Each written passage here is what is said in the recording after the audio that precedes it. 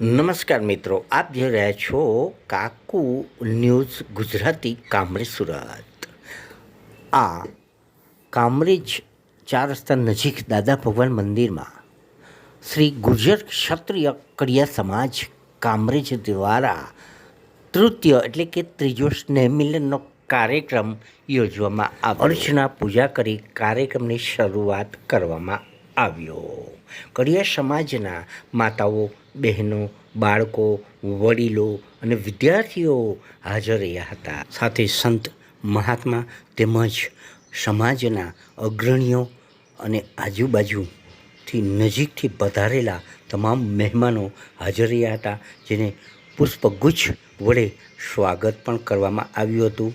અને જે વિદ્યાર્થીઓ 1 થી 9, 10 ધોરણ સુધીના જે ઉત્તીર્ણ થયેલા 1, 2 ને 3 નંબર, તેને તમામને ઇનામો આપી બિરદાવ્યા હતા. સમાજના અગ્રણીએ સમાજ વિશે સરસ વાતો કહી, જેથી અન્ય સમાજને આ વાતોથી પ્રેરણા મળે અને દર વર્ષની જેમ આ વર્ષે પણ આ સ્નેહ મિલન સરસ રીતે ઉજવવામાં આવ્યો. સ્ટેજ ઉપરથી સંચાલન પણ સરસ જોવા મળ્યું અને માતાઓ, બહેનો, વડીલો અને બાળકો ખુશખુશાલ જોવા મળ્યા. સંત મહાત્મા પધારેલા તમામ મહેમાનો, વડીલો, આમંત્રિત મહેમાનો, સાથે સાથે દાતાઓ શ્રીઓનું પણ સન્માન કરવામાં આવ્યું.